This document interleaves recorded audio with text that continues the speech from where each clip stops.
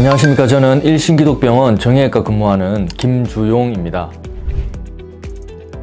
수부질환이라는 말이 조금 낯설게 느껴지실 수 있는데요. 우리 손과 손목은 뼈, 힘줄, 신경, 인대가 아주 정교하게 모여있는 구조라서 다양한 문제가 생길 수 있는데, 손과 손목에 생기는 모든 질환을 통틀어서 수부질환이라고 합니다. 대표적으로는 손목에 신경이 눌려서 발생하는 손목터널 증후군, 손가락을 구부리는 힘줄에 문제가 생기는 방아쇠수지, 또 손가락 관절염 등이 여기에 포함됩니다. 즉, 손이나 손목이 아프거나 저리고 움직일 때 불편한 대부분의 문제들이 다 수부질환이라고 보시면 이해하기 쉽습니다. 실제로 진료를 하다 보면 손이나 손목 통증으로 병원을 찾는 환자분들이 확실히 늘고 있다는 것을 느낄 수가 있습니다. 예전에는 주로 집안일을 많이 하시는 중년 여성분들이나 특정 직업군에서 많이 보였다면, 요즘은 20대, 30대 젊은 분들이나 중고등학생도 많이 오는 게 특징입니다. 가장 큰 이유는 아무래도 생활 방식의 변화인데요. 컴퓨터, 마우스, 스마트폰 사용이 일상화되면서 손가락과 손목을 반복적으로 쓰는 시간이 크게 늘어났습니다. 실제로 이런 반복적인 사용이나 잘못된 자세가 지속되면 손목 주위의 인대의 긴장도가 높아지면서 결국 인대가 두꺼워져서 손목 안에서 신경이 눌리는 질환, 대표적으로 손목터널 증후군이 발생해서 통증이나 저림 증상으로 병원을 찾게 되는 경우가 많습니다.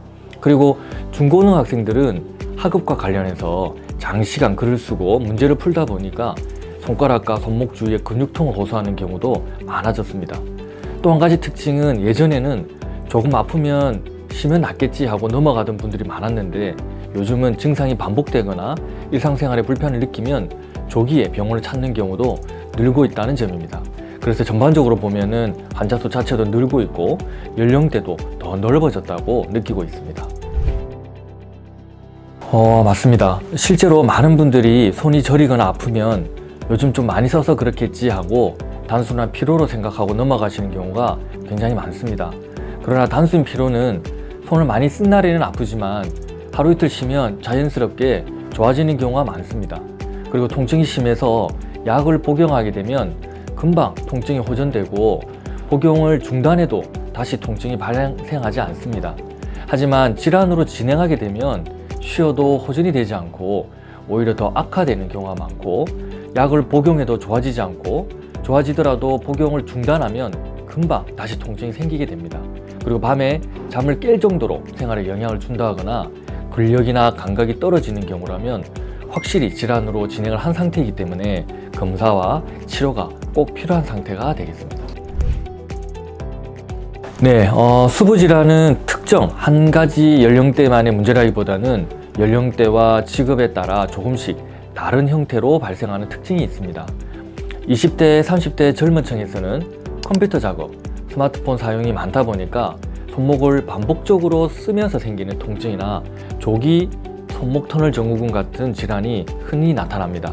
그리고 40에서 60대에서는 가사노동이나 반복적인 손 사용이 누적이 되면서 방아쇠수지나 손가락 관절염 같은 질환이 많이 생기고요.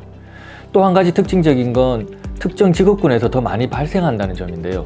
예를 들어 사무직처럼 키보드, 마우스를 많이 사용하는 분들, 미용사나 요리사처럼 손을 반복적으로 쓰는 직업, 또 주부처럼 집안일을 많이 하시는 분들에게서 흔하게 나타납니다. 결국 공통적인 원인은 손을 많이 쓴다기보다는 같은 동작을 반복하거나 무리가 되는 자세가 지속되는 것이라고 보시면 됩니다. 그래서 단순히 사용량을 줄이는 것뿐만 아니라 중간중간 쉬어주고 손목 자세를 교정하는 것이 예방에 굉장히